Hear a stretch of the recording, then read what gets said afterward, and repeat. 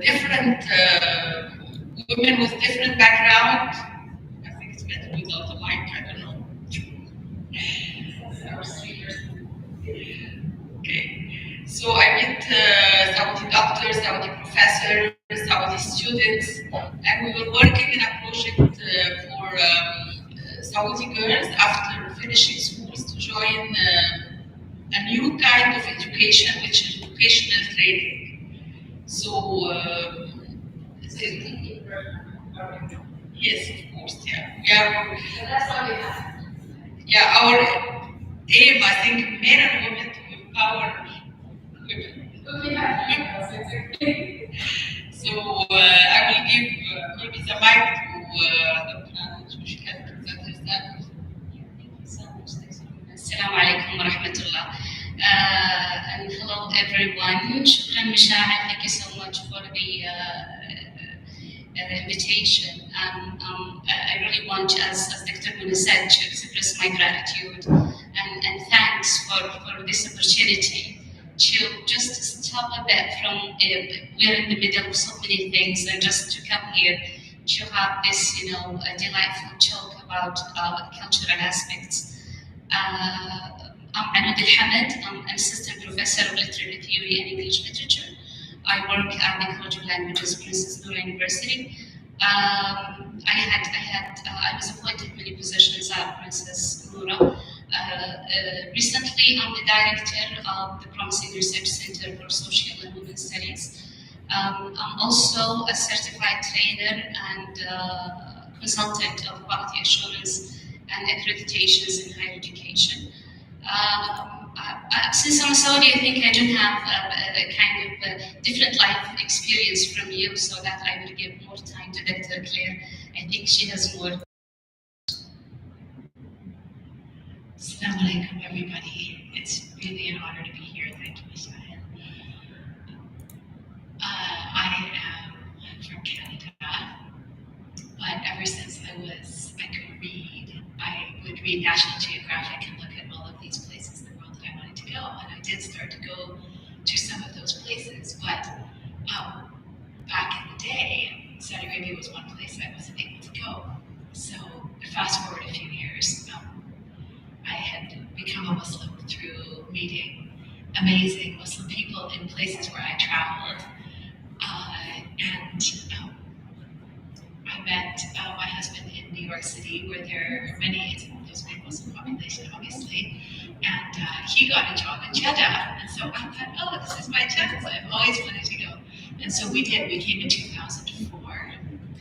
Our 3 kids were born in Jeddah, and it was a wonderful experience. Like, it's a fantastic place to raise kids, and it was an exciting time. King Abdullah, and then we went different places. So we went back to Canada, we went to Beirut, and so we've lived in different. We have lived in quite different cultures, and in our own home, we're different culture. But I think that anytime two people get married, they're coming from almost, you could say, different cultures, even if they're from the same culture, because families do things differently. So one thing we were talking about amongst ourselves before everybody came is maybe it would be nice to start with a definition of culture. So what do we understand culture to be, really? So let's talk about that in a minute, but I'll just quickly, briefly say my academic background is in human development and culture, so the ways in which culture shape development. But I've also been an avid inquirer into women's issues, and I went to the 1995, I'm dating myself, but 1995 United Nations Women's Conference in Beijing. I was really young, but I was so excited to go to, so I've always been keeping up on what's going on with women's issues and empowerment. That's great. I mean, like, for me, I do consider more say this, but for me, I do consider March as like female, month. Since at least in the Arab region, we have the Mother's Day in March. We have International Women's Day, and it's spring. I think spring is always linked with women somehow. I do believe this. I'm not quite sure about you guys. So that's why we're here tonight to discuss women and cross-cultural communication. And we have different women from different cultural backgrounds. So what do we define? How do we define culture? What is culture to you different? Well, culture is how you. I will not talk about culture, but simply talk how you see different culture, how you see the other. Perceive it. Let us think about an iceberg. I mean, not as I will not talk as a woman, but in general, how you see culture. If you have the image of an iceberg, what you see in a person, you see the language, the way he's dressed, what's really clear to you. But culture is much, much deeper than that. Culture is the down part of the iceberg, where it's his belief, his ideas, his way of understanding. This you don't see it unless you interact with it. And our role is not only to define culture, but how to develop competencies to accept other culture, understanding and communicate with it. And this is really very important nowadays in a global world. All of us are linked through social media, through different digital platforms. So we need really to develop cultural communication. So understanding culture, it's not easy, but it's manageable. We can reach it, and maybe we develop some competencies to reach it. There's this saying that says, if you don't understand something, you will try to make up things just to avoid this issue. So that's why we have to try to also avoid you talk about your culture and you have to talk about culture. Otherwise, for me as Sari, I would assume things just to fill the void, So that's why I do believe that cultural communication is important. So you tell me about what's in your mind, how do you perceive things, instead of me just filling the gaps. And I do believe that globalization somehow and social media make this easier to communicate. This is for me personally. What about you? Actually, one of the things that drew my attention when you talked to me, Michelle, about you're having this session in terms of cross-cultural communication, is that I'll just focus on the word culture in terms of trying to put it in a cross-cultural context between English and Arabic. So I was thinking about the word culture in English. It means that let us just have the adjective of a person who's cultured.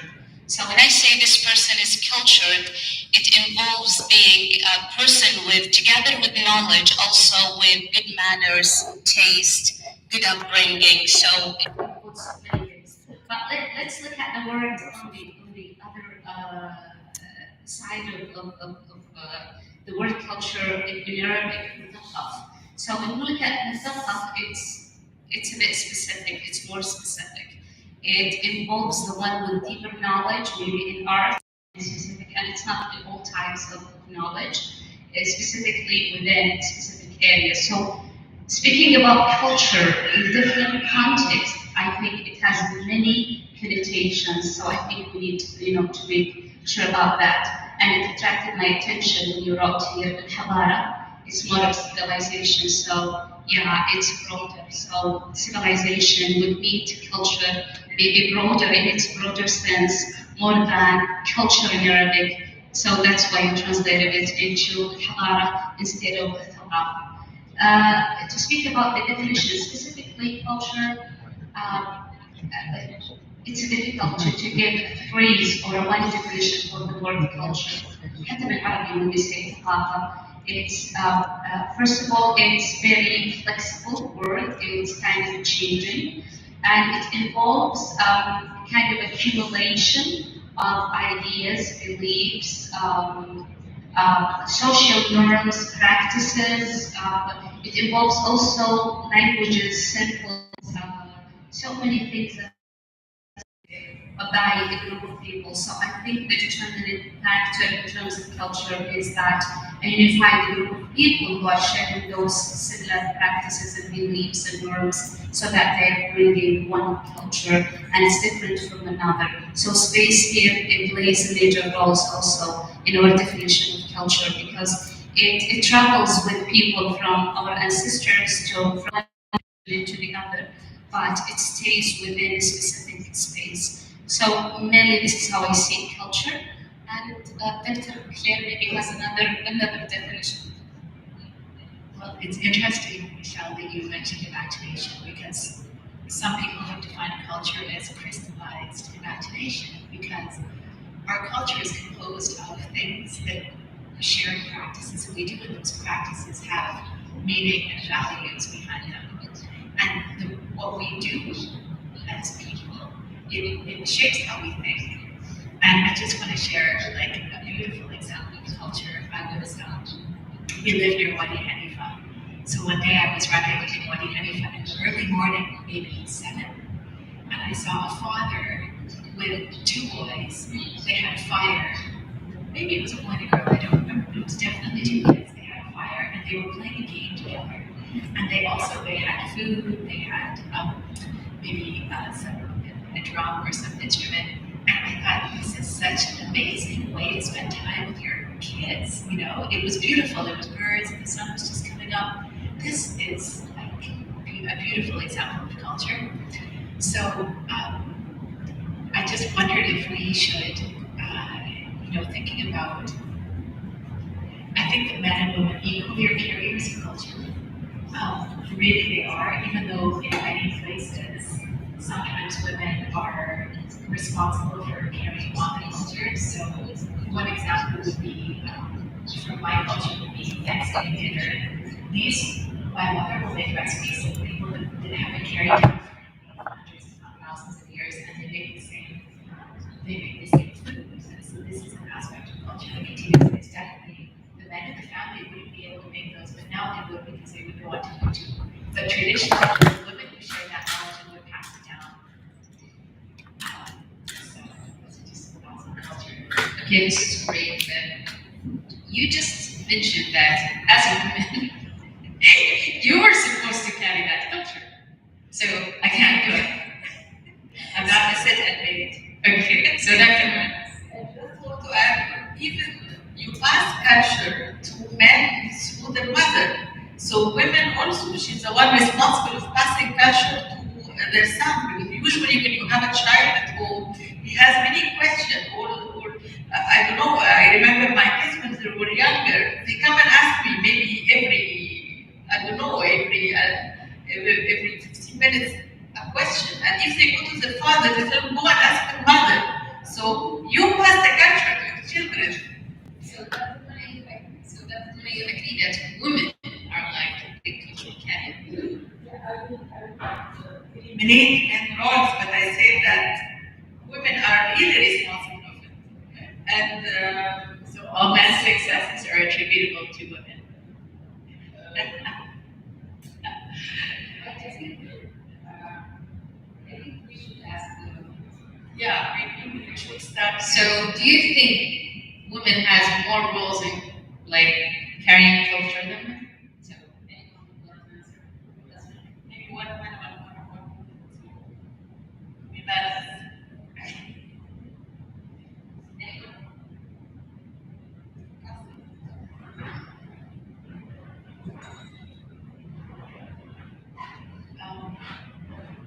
I think it's very interesting debate, and I think there's no win-win situation.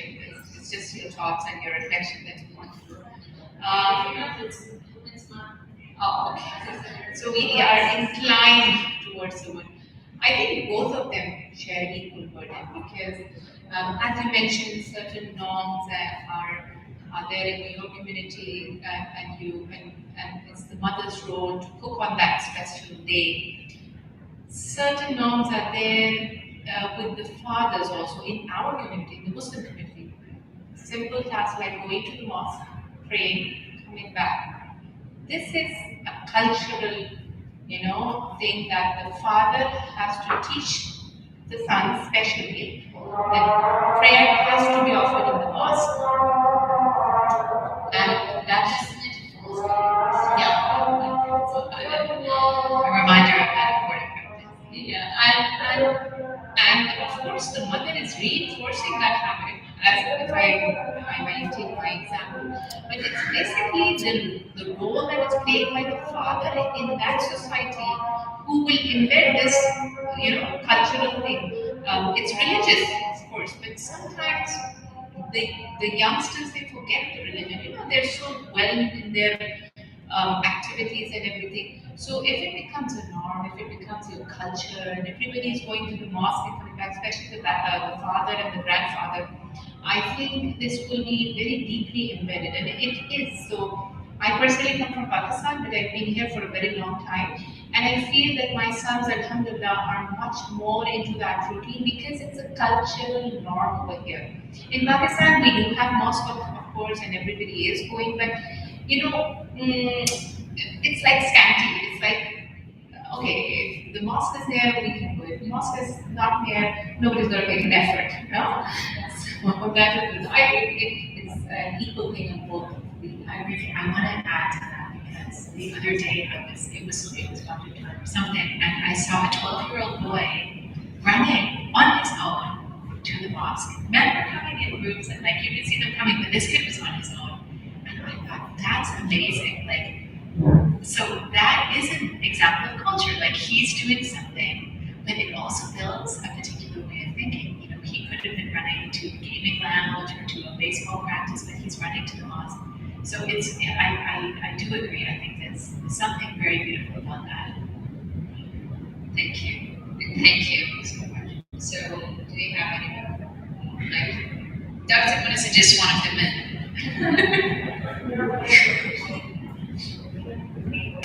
Well, it's a bit risky move for me to answer right now, but I'm glad to be part of this. It's just the culture have, as far as I understand, the culture has so many aspects of it, and some of us might have multiple identities of culture. If you're Muslim, that's a culture. If you're Saudi, that's a culture. If you're Egyptian, that's a culture. And even if you go to your small neighborhood or even that includes certain culture. So it has a many culture, but for the sake of the month, I would say the women carry those cultures. No, that's for the sake of the month. What do you believe? No, I truly believe it's so many aspects of that culture that everyone has a part of it. And if you go out, and as the doctor mentioned that the guy and his kids that are playing on Wadi Hanifa, that's give an aspect to that culture. If you go to an old market, you will see a glimpse of those cultures. So there's so many aspects that will build the kind of culture that you're looking for. So everyone has an include part of that culture.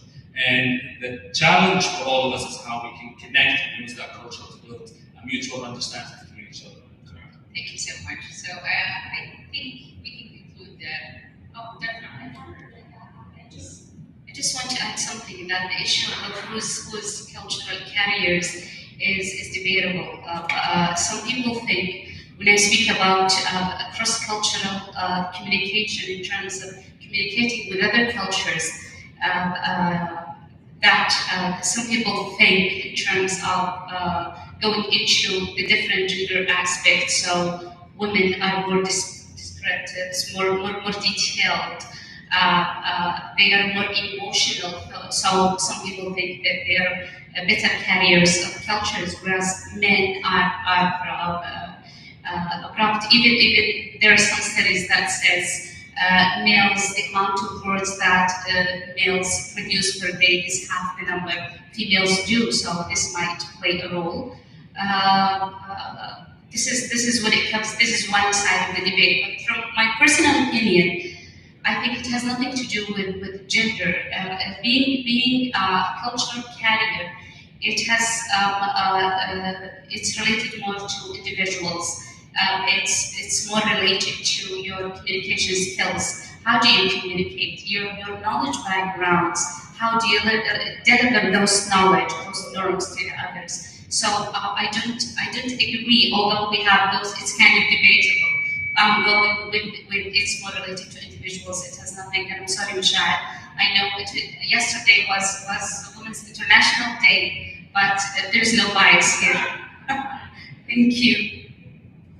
Just to add, yes, it might be Women's International Day, but why it's not celebrated by men also? Men celebrate their work as a woman in their life. Maybe their mothers. So we agree, there is no difference. But it's I like that yesterday about Women's International Day. All the posts spoke about we support women and we wish women a happy and prosperous life. And then there is one who says, thank you for all the men who stand by us and who support us. So we want to celebrate also, even if we don't have Men's International Day. I think we do have Men's International Day. Yes. Yeah, it's like Dad's Day. Yeah, we have Mother's Day. They have It goes to specific gender traits, so they're more busy about more things to celebrate. That's why we I think they have a thing, but the marketing is not as huge as it's for that's it, but they do have it. I think we all agree, though, that in many cultures, the genders do have specific practices that they lead or do. I run a play group, and a 2-year-old, he wanted to dress up as a girl, and so, some of the other moms in the group were like, no, you can't wear that, it's for a girl, and I looked at him, and he really wanted to wear it, so I didn't know what to do. I helped him put it on for 1 second. What am I supposed to do? It was really tough, actually. So I think, and then he ended up picking something that was more gender appropriate. But I think, especially in these days, we weren't maybe going to go in this direction, but to understand what do we value about the roles that we play, and what do we want to keep in a world where, in some places, they're trying to erase these differences, right? And so this is maybe a bit of another topic.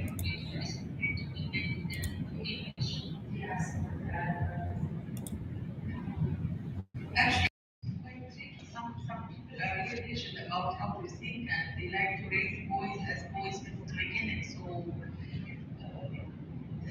here in this part of the world, from where I come, boys are raised to be boys. I cannot expose them to like they choose what they prefer.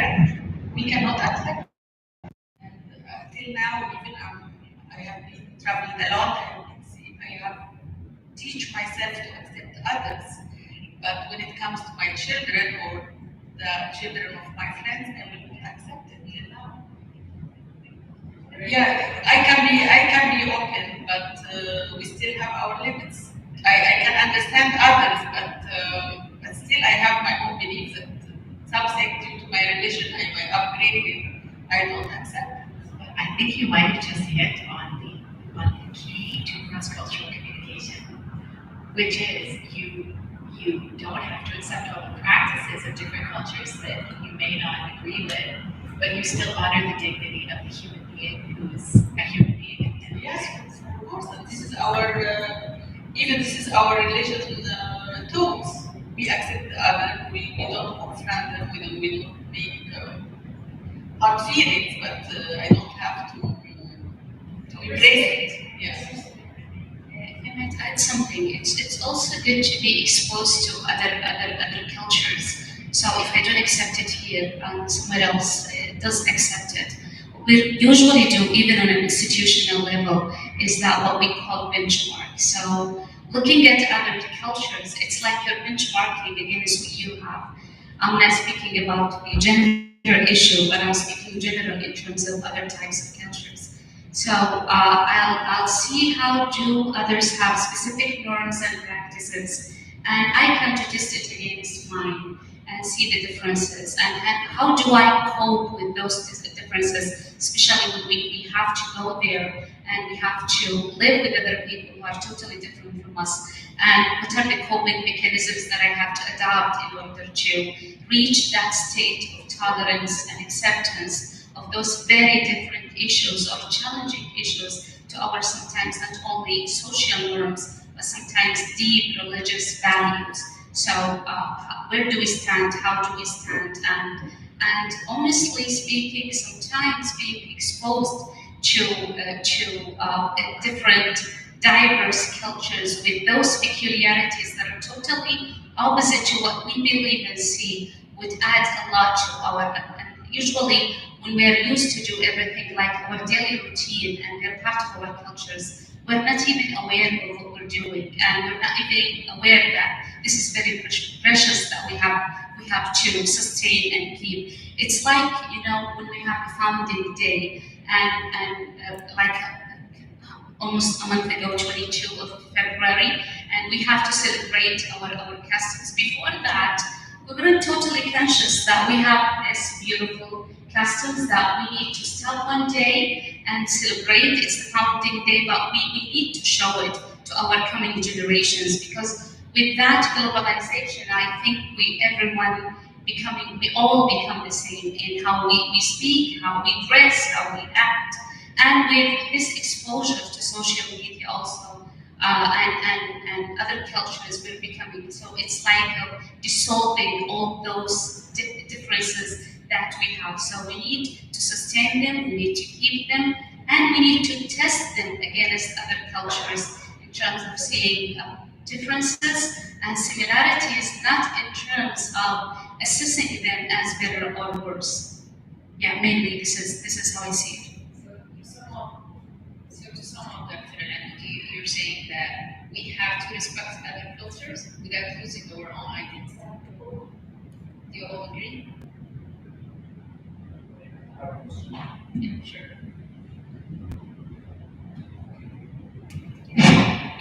Just for what Dr. Anand mentioned, it's beautifully mentioned that how we celebrated the Fountain Day and those kind of cultures. But my question is, now we're moving to generation by generation toward globalization, or creating one global identity for that generation. How we can make sure that this generation, the next generation, will be adopting this culture and celebrating this culture, and with the term of accepting the others, but how we can make sure that we celebrate this culture, this will be continuous as part of our identity.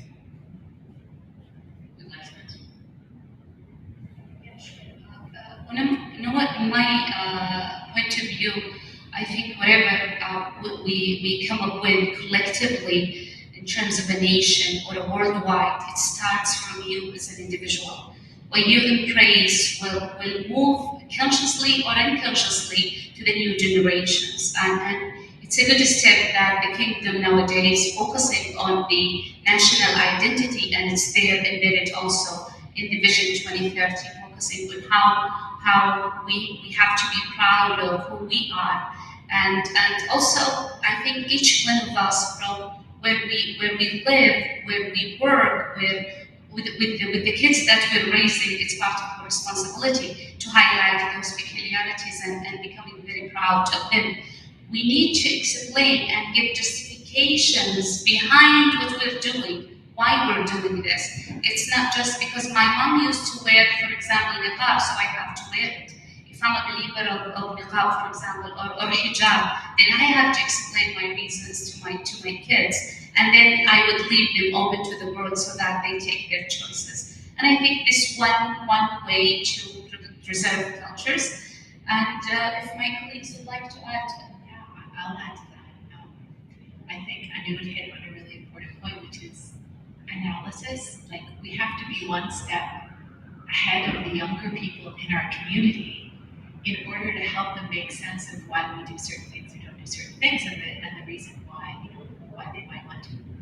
But I think relationships are critical, not just kind of like adult-child mentorship relationships, but also creating the kind of communal spaces or social spaces where kids want to participate, or young people or youth that are healthy and positive. Maybe there's already it seems to me so much warmth and social connection within Saudi culture that it's a really great starting point, right? But when I think back to founding day about the stamina of the founders, and we have to be careful with all of our children in this age of digital technology and social media that we're not letting them just sit around on the couch all day. Like, we're actually making the effort to have those relationships with them, do things with them, like the man and his children in Wadi Hanifa, or how do we build that stamina in our kids? So I think that the relationships and the reasoning, those two things, like love and reason, go well together. Maybe.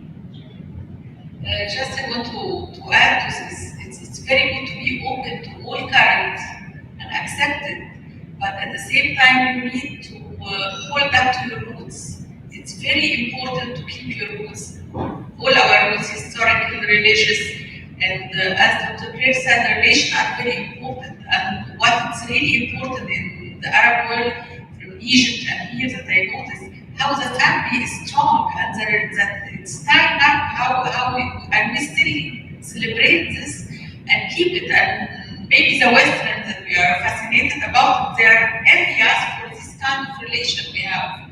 So let us build on it and keep it. We take from the West what's best there. We take the science, the advancement, the economic progress, but for family values and roots, let us keep ours because they are really, really valuable and we should celebrate it all the time. Thank you. Thank you, Dr. Jonathan. Before my lecture, Usually when I teach my students in our literary theory classes in criticism, the colonialism, post-colonialism, and this new era of neo-colonialism, it's an era where we all are exposed to diverse types and of ideas and norms that sometimes you're living with your kids within one house and you have specific values and they have other types of values. So they are neo-colonized internally without feeling it. So the thing that we need to, in terms of upbringing and highlighting to our new generations, is that how they become full of themselves, so that if they're empty or they're a bit hesitant in the relationship, which is what we call inferiority complex. So we always feel inferior when we look at the others, and the others who set themselves as the standard for us that we have to look at and meet. For example, if I look at, I'm not mentioning any specific countries, but if there are specific countries who set up the standards, for example, like we look at right now what's happening in terms of plastic surgeries and modeling, and they set up a standard for us of how you look, and then we are dictated unconsciously through media to be modeling those standards, okay? So this is kind of an inferiority complex. I feel inferior to them, and therefore I want to be like them, and this creates what we call hybrid culture. So in generations to come, you're no longer your older generations, for example, my Saudi generations, and you're not, for example, this new modeling culture that you want to be like, but you're standing in the middle. You belong nowhere. So we need to explain all these issues, rationalizing those facts to our kids so they understand who they are. Even if they want to be someone else, they want to be like them. And even the other person won't accept you in their culture because in the end your roots are different. So I think with highlighting those issues to our children and creating this kind of maturity would help a lot in understanding your real identity, who you are, and also as Dr. Muna and Dr. Claire highlighted, considering your relationships with your kids, going back to your roots, would play major aspects also. Thank you, Dr. Allen. So, to me, what you just explained is how you as a woman will sustain culture, and you will pass it through your kids and the next generations. Generations of students that we are waiting ever since Islam. I know you had another really important point, and this is also along the same lines as helping our children make sense of the world as it is. But but this idea that they have set themselves up as the standard, and I think that's a really important point to acknowledge, and to know that that's one thing that's exciting about Vision 2030 is this kind of idea that there's a sense that this country will look at, will take the best of what's going on elsewhere and not make the same mistakes as others have made. And so I think I'm very hopeful about that, very, very hopeful. And also Dr. Mona mentioned it, the stability of the family. There's nothing more satisfying. I mean, we are meant to be in families and social groups, and so if we can keep that strong, I think that's not just an amazing way to keep culture, but to keep mental health and to keep a country thriving. And it is being lost in many places, and the West was mentioned. That is definitely the case. Sure. I think we were lucky to be educated and professor to not only influence our kids, but only influence big number of people from our students and colleagues even. And maybe as an ambassador, we should teach not only the curriculum, but only to teach the new generation how to keep their culture and take what is best in other culture. And maybe we can ask the audience how they might be, they may be the best ambassador of the Arab culture also.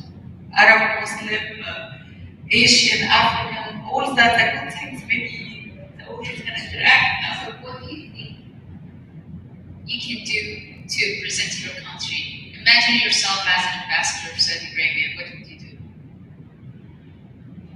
So are you asking what are some of the best cultural values of Saudi Arabia and how would you share those with the world? A world that needs those values. Anyone?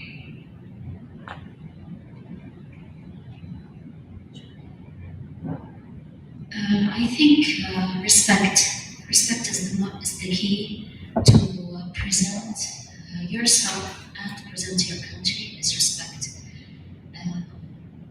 Respect to the other cultures, respect to the people around you. This will make them wonder, where are you from? What country are you from? So I think respect is the most important thing. Thank you so much, Laura. Yeah, I do believe that respect is really important. It will show that they have value and they will feel that they do. So, thank you. I have an example of that because it was really surprising to me when I first came to the kingdom. When I had little kids, I never was made to stand at the end of the line. I was always ushered to the very front.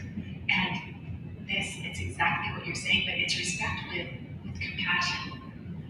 That's something that's really special. And we were talking about it earlier. This doesn't happen in other countries. An elderly person doesn't necessarily get special treatment. They have to stand in line like everybody else. And yeah, I think that's an excellent one. Also together with respect, I think we need to communicate. Sometimes wherever I go, people, they do have lots of questions. Sometimes you could see them in their eyes.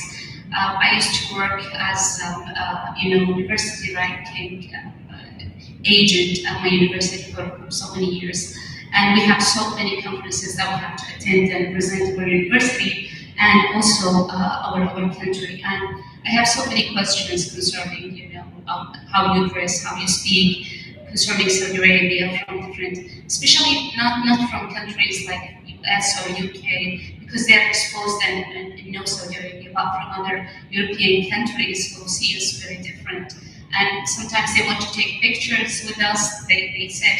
And I think one, as our colleague said, that respect is I totally agree with you. But I would add to that we want to communicate, we want to explain to people sometimes those questions that they feel shy or a bit hesitant to ask. So we're so open to accept all what you find is a bit strange from your point of view. We're not going to be defensive in our answers. We communicate, we explain, we justify, and it's not just for the sake of attracting those peoples and getting the good opinion of who I am because you know where you stand. But it's just like meeting those people. If we have 10 steps between you and me, I'll walk you 5 steps and you will meet me five steps in front of me. So I think this is very important. We need to understand, we need to respect, we need to tolerate so that we would be better carriers of cultures. Thank you so much, Dr. Rabi. Do we have anyone else who would like to add something? Vice versa.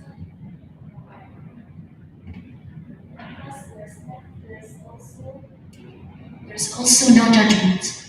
So you never judge the other cultures too when asking questions.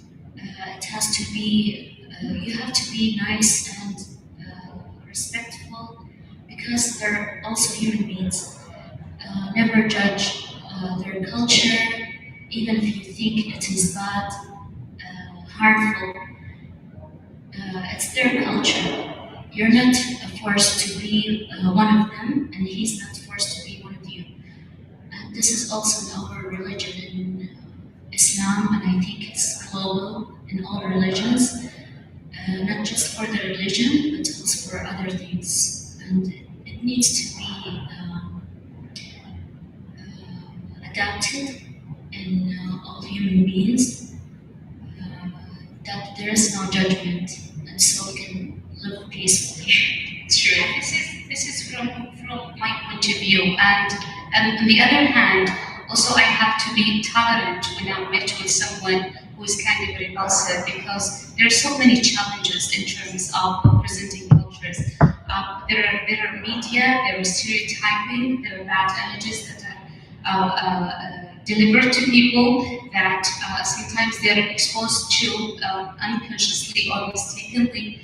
And also, there is racism. There are some people who are brought to be racist unknowingly. So when we put all of these in our minds, we'll become more tolerant to how people, for example, even if they judge me. And I agree with you, we mustn't judge people because there are different reasons, even if we look at practices that we cannot accept. Sure. Thank you so much. It's just like what some people are saying, only God can judge me, right? So I think this is the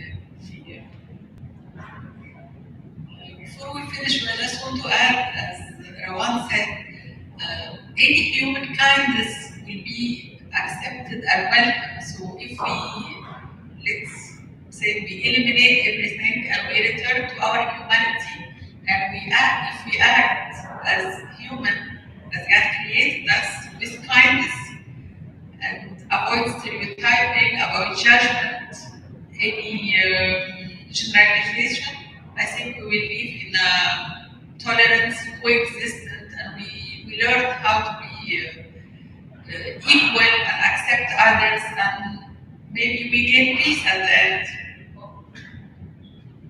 Thank you. we all actually dream about world peace. We have heard this term since we're kids, and we thought at a younger age that we could achieve this. But we grew up learning it's really hard, but at least each and every one of us should try to do their best.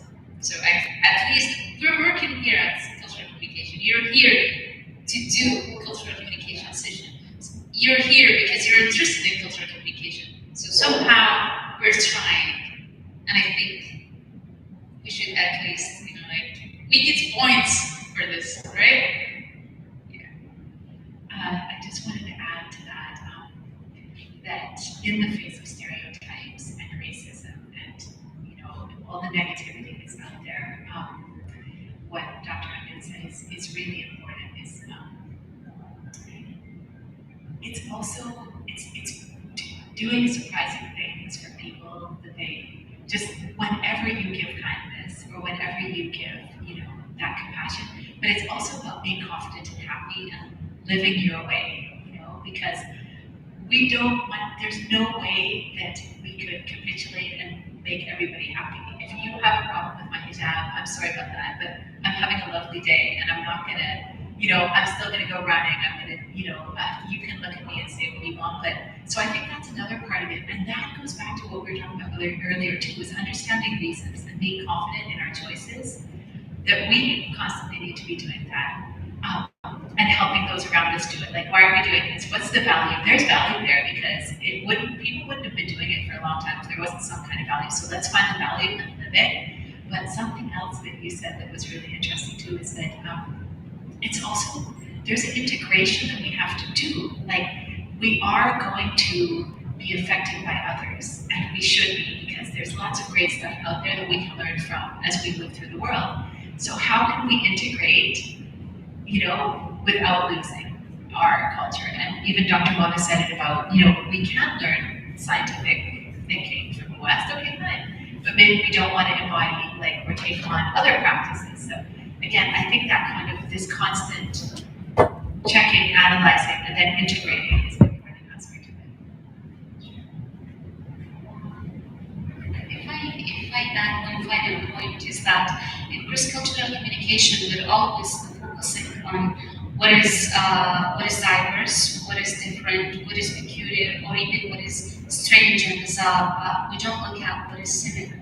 In cross-cultural communication and across cultures, there are lots of issues that we're sharing globally, collectively, that maybe because we're all the same, we think that we are not even aware of it. And in Carl Jung's definition of topography of the mind, he divided it into personal, conscious, unconscious, and then there is part in our human minds, all human minds, called collective unconscious. This is a storehouse of all the images, of all the experiences that are shared by humanity at large. So there are specific situations, circumstances, there are specific experiences that we all share. There are specific even emotions, images that we're sharing it globally, universally, but it's at the back of our minds because we don't see it because it's similar everywhere. If we highlight those, we find points of connections with the others. For example, my grandmother used to tell me stories when I was a kid, and when I'm grown up, I'm seeing the same story on a Disney movie. So how come my grandmother, she was uneducated and she wasn't exposed to culture, she doesn't even that there exists another culture that is different from hers. There's small culture even of the region, and even of Saudi Arabia. But those are archetypal images that keep recurring. Like, for example, the hero, the tragic hero, that is in every from the Greek literature of the 6th and 7th centuries, and it transcends from one generation to the other, from one place to the other. So those are, if we focus on those in our cross-cultural communication, we share like emotions, like love and hate, like motherhood, like good and evil. So they're there everywhere. If we focus on that, we will find at least ways to communicate with the others, and let alone those differences. When we step into that comfort zone with the different people from us, we might start from there to explore together in a very pleasant journey those differences. Thank you so much, that's very good. True, I do believe that we're actually all connected somehow. And for me, for example, if I said today, all of the three of you, despite our different backgrounds, will say footballer, so we all love football somehow, So we're common. We're the same. We share common values. We share common ideas. That's why we have this session. That's why we have these topics. We bring one certain topics that we all share despite our different cultures, and we talk about it. And this is what we're doing here. So thank you for being here, and thank you, doctors. We have a little bit small gifts for you. It's not that something great. It's just Sure. So just sharing ideas. So audience, the floor is yours. Anyone would like to share anything? Any question? Anything, whatever pops in your mind, even if it's just a statement. I would say practice what the professors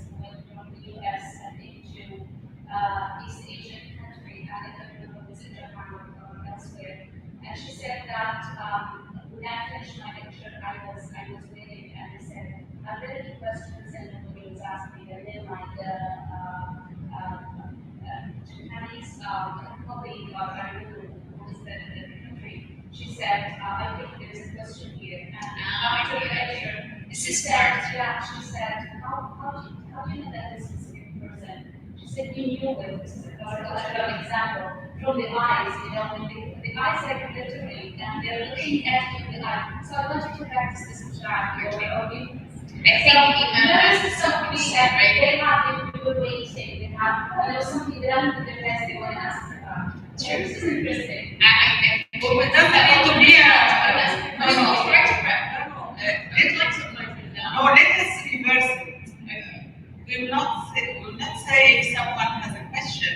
Let's say if someone will go out of this session with only one idea, what it will be. Okay, this is brilliant.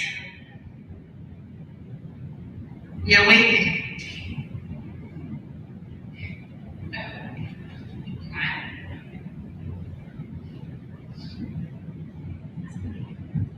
Okay, thank you for the panelists for what we learned today. I think it's an important topic, aligned with the World International Day. That's how we can celebrate the culture and how we can embrace our culture from different aspects of the background.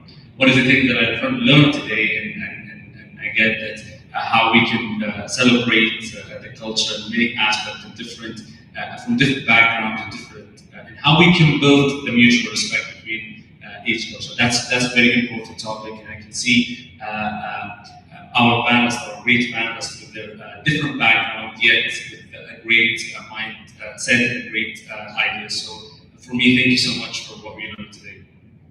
Thank you, Juan. Assalamu alaikum.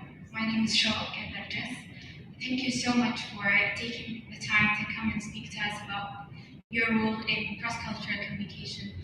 I have some questions and some statements, but are there other countries and other cultures that go through similar trainings where they focus on building a true image of themselves the way that we're doing here in Saudi Arabia? I keep thinking, is it because we haven't been.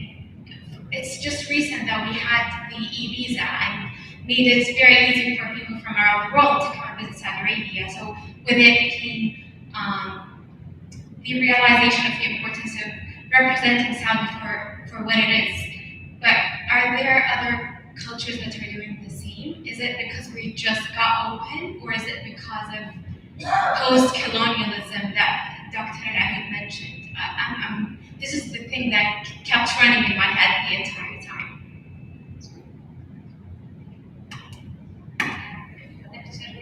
I have an answer, but okay. So you were asking about is it giving an image, correcting the image? Yeah, exactly. I'll just focus on this view. You're asking are there countries, so I'm a bit hesitant to agree with you that we're building or correcting an image that is built by the others. If we go back to the latest current interview with His Royal Highness the Crown Prince Mohammed bin Salman, what did he say? What did he say was, we're doing all the corrections that we're doing internally. We're doing it for the people. We're not doing it to please anyone. So from that stand, we have to agree all. So all what we're doing here, we're not doing it to sell ourselves to others. What we need to achieve, we will achieve, regardless of how others will think of us. And then there is another thing that no matter how others, it's very difficult for you to make all people agree on who you are. What we have to do is what we believe is right and leave the others for their opinions. You cannot correct all the views. I cannot make all the people like me. I cannot make all the people agree with who I am. And no matter how you work hard, you won't get it. So I think what we're doing here, we're not presenting a better image of who we are. We are correcting specific situations that need to be corrected. And we're opening our hands to and being very generous to everyone who wants to come internally to know us as we are, not as how are we distorted in specific media or images. So we're welcoming whoever wants to explore and discover Saudi Arabia, but we're not going there to change any mental images. And that's why I think we don't need to be defensive even in our presentations. Present yourself, but don't defend anything. Be sure of who you are and be confident of and believe in your values. If people need explanation or they want to understand something, explain it to them. Be tolerant to the view of others, but never be defensive. Because what you're doing here, you're sure of what you're doing and you don't know to defend anything or to correct any mental images. Yeah, this is how I see it, and maybe it's personal point of view. Let's see from an outsider's point of view. I think it's a very interesting question, amazing question really, because if you look around the world, many countries, you see culture as this kind of jumble, haphazard thing that builds over time and almost has a life of its own, and there's no intentionality or direction to it. Part of that, I think, is about leadership. And I think that there are some factors, I mean, these are just observations, but there are some factors working in the favor of a kind of intentional national development.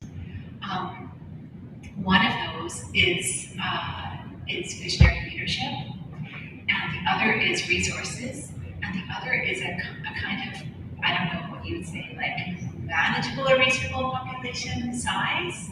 So I think that there are those kind of demographic factors that are there, and I think when the leader cares for the people and their development, I think that's huge, because you see countries where the country's falling apart because of corruption at the highest levels, and so how can you have an intentional national development if that's happening? So it's almost like, I think many countries are just struggling to survive, unfortunately, and so they're, but Dr. Anu's point is an amazing one, but I think you also made a point earlier about benchmarking ourselves, right? So, right, so it's not about kind of being defensive, but it is about saying, okay, this is what we're working on, how do we compare? And we can't help it, like, when I come here from Canada, we leave our bikes outside, you couldn't leave your bike outside for 5 minutes in my city, you would be stolen. So, and I mean, it's not to say that nothing is ever stolen, because we did have something else stolen, but you can't help, and those should make all of us better, right? Those benchmarks, and not necessarily defensive. And if I might mention one last thing, thank you for your question, you triggered so many things. That what I find about many people is that whenever they, for example, when I meet with you, I just jump and say, what do you think, Claire?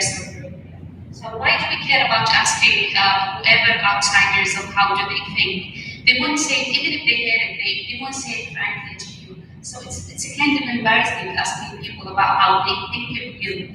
So just work on yourself and harness yourself regardless of the opinion of the others. Yeah, I just want to add something. Despite the fact that Egypt and Saudi are very close in terms of geography and religion, a lot of the Egyptian, or some of the Egyptians, doesn't know about Saudi, except the only places. The Saudi culture is a bit far from even their neighbors. So what the Crown Prince is doing, or the vision of 2030 is doing now, it's really amazing, because it's not really seeking acceptance of others, but it's changing stereotyping. It's revealing what Saudi Arabia is really, and it's very rich. Often I meet with foreign ambassadors, and how they are fascinated by the Saudi culture. It's really amazing, because now most of the touristic places are opened. For example, when I visit your museum, it's amazing. There's a lot of things to see, despite the fact that I come from Egypt, which have a lot of years of, and we have years of history behind us, but here it's different thing to see. So what 2030 vision is about correcting stereotyping, and I am happy of it because Western world see us as a whole country. They don't differentiate Egypt, Saudi Arabia, Iraq, Syria. We are all one point in the map, which is different. And when you deal with others that is different, he's a stranger for you. So what you are doing is you're only correcting stereotyping. So thank you for your question again. Thank you very much for your question. I think I agree with you, Doctor, that it has provoked so many thoughts, and I would like to attempt to answer the second part of your question, where you asked, are other cultures or other places doing the same as promotion of their culture? I think, definitely yes, and it has been going on for a very long time. It's just that Saudi Arabia realized it. There was a realization, but maybe the move right now is immense, and that's why you're feeling it every minute. So, but other cultures have done it and they do it, and a very good example of this is the Expo 2020 in Dubai. It's an amazing place. It's an amazing place with amazing cultural display. And I was fortunate enough to go last week over there and visit.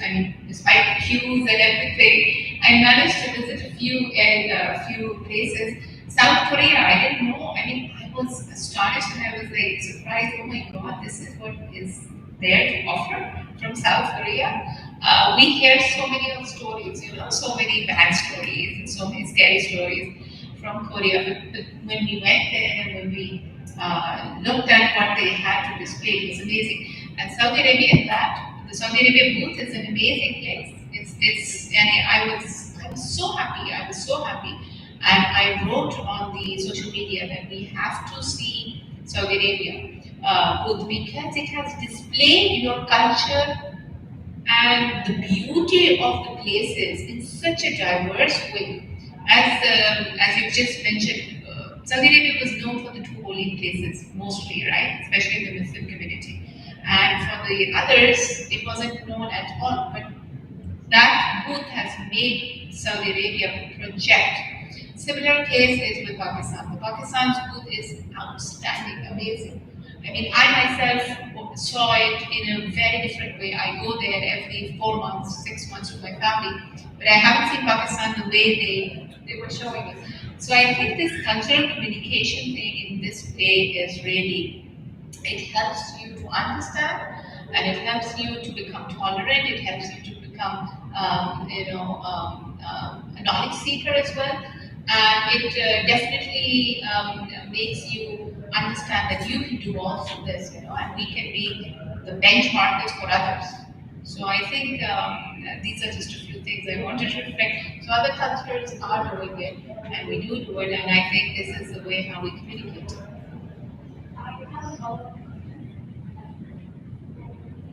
Thank you so much for answering my question. I want to take you back to the first point that we started with. As cultural carriers, how can we educate the younger generation, my generation, that we don't have to defend ourselves? Because what I observe from social media and how Saudis sometimes respond to questions and accusations, etc., is very much defensive. And they feel some sort of pressure that this image is the only image that you need to see of me. That I'm proof of all mistakes and faults. When we're just normal, just like any other culture, we have our mistakes and we have our successes. So how can you as educators help the younger generation contribute to being more open, more understanding, and respectful?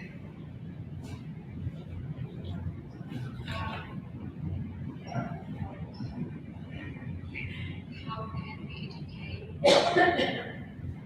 I think if you conflate how we look at ourselves in Saudi Arabia like a few years ago and now, you would see the difference. I think usually people here as Saudi, they're not so full of themselves when they speak about Saudi, and there are lots of stereotyping that is working on inside us. There are lots of jokes about us years ago, and look at this jump of kind of self-confidence, pride in who we are. It's totally changed. I think time will play a great role. Just wait for another few years until we're more exposed, until we have more international people coming and interact and bring those experiences back home. Things will change. I think it's time. It's just time. But about us as our role, I think the more exposed you are to other cultures, the more you communicate, the more you present yourself and your culture, the more you feel the responsibility of presenting your country and this great responsibility of you're not presenting your name or you as an individual, but you're presenting the whole nation, the whole country. If you are fully aware of that, wherever I go, I think we will deliver even a better image of myself individually, just for the sake, because I'm an ambassador of a religion, of a nation, of a country. So I think that would also play a role. So I think different factors, and with time things will change definitely.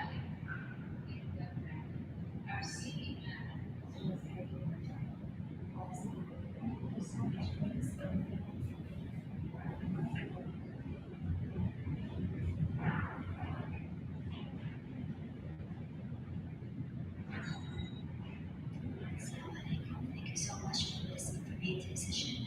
I actually have a question that I would like to know what your opinion on. In the past decades, we have seen a racism, if we say, against culture, that in the past recent years, the term culture appropriation has emerged. So the question is culture appropriation actually matter? Or does it actually prevent us from embracing and being exposed to other cultures? For example, on the social media, I would see, an American wearing the Indian saree, and in the comments they are accusing him from being doing culture appropriation. So, what do you think about that? Well, in my own opinion, I do have actually an opinion of mine, but I would like to know what's your opinion on it. My opinion, I believe that this term actually, sometimes people take it to a whole another level. I believe that how can I say it? I think that people are being accused of doing culture appropriation, and they are actually just do a normal thing. I can travel to anywhere in the world, in Japan or in India, and wear the sari or the kimono. Speak even in certain accent. When people speak in English with the Indian accent or with the Saudi or with the Egyptian accent, people see it as culture appropriation. But in my opinion, I don't see it that way. I see it, on the contrary. Actually, I see that by doing that, we actually are embracing other cultures, embracing the Japanese culture by actually wearing the kimono or saying a couple of words from different nations or different languages. But what's your opinion? How can we actually differentiate between cultural appropriation and between just doing normal embracing other cultures? I will say it's a kind of perception, because how you see it is different from other. For me, for example, I remember this incident very well. I guess it was the Canadian Prime Minister who, for me, I didn't feel any offense of it, and he doesn't know, and yeah, but I mean, he didn't know that this will offend anybody, or this is how I see it. So maybe there was a political reason to upbring the subject. I don't really know what's about it, but because he's a responsible, he's not anybody, he's a prime minister, and he should be aware of the kind of population he's representing. So amongst the Canadian, if there is Indian Canadian who will be offended, he should learn about it before doing it. For me, as a Mona, as an Egyptian, I'm not offended. But for the Canadian people, I don't know. So maybe Dr. Claire might answer this.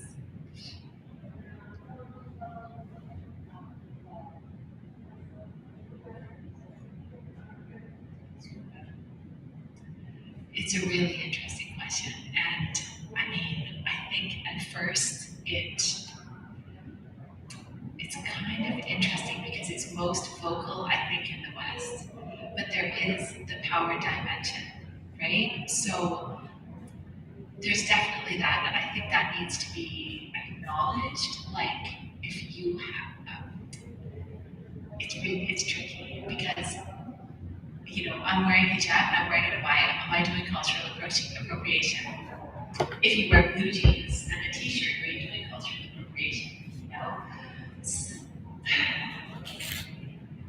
I think we should be careful about it because I do think think about it like this. You have, you know, a Canadian girl like me, for example. I decide, you know, I'm going to get really into yoga, and so I start to wear the full-on Indian thing, and yet I'm not really doing the whole thing. I don't know.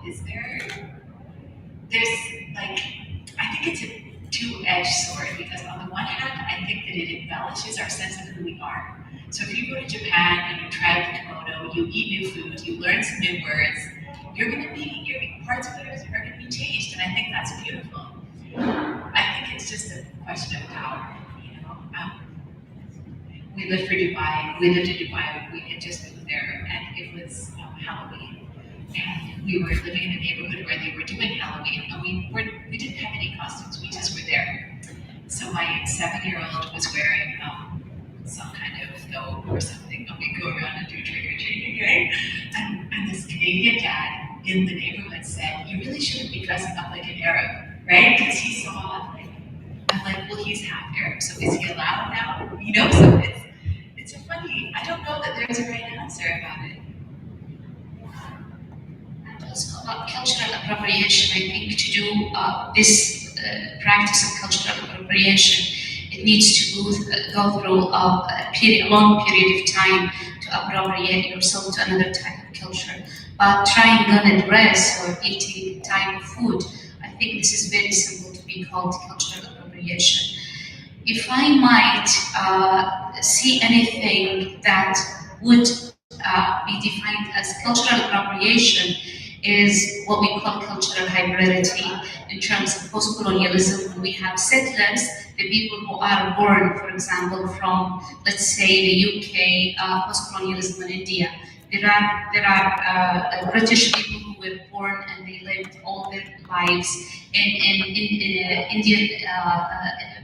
British colonies in India. So they might have this cultural appropriation because it passes through a very long period of time, and they don't feel, they believe, even if their roots are like British, half of them or part of them is Indian, so their culture is kindly appropriated, and it's more of hybridity of culture in terms of theoretically speaking, we call it cultural hybridity. So it's a hybrid between the two cultures. Combination of the two, you come up with something that is neither one of them. But just trying, I think we all have this. We like to try other things, whether I like to wear kimono or I like to try Indian or whatever kind of food.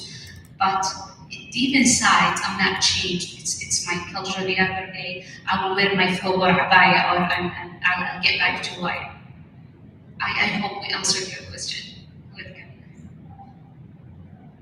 Thank you so much. And thanks for being here with us tonight. Thank you, speakers. We had a delightful evening for me, and I have enjoyed each moment. Thank you so much. We came to the end of our session, and as what I said earlier, we have something, not that much, but it's something to appreciate that you have with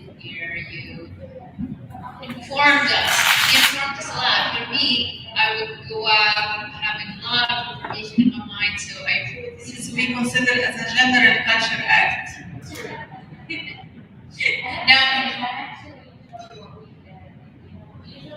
now. We have like a person inside our own person. So we really want to go out and engage with each other, public general students and other colleagues and please for information. It's actually my pleasure.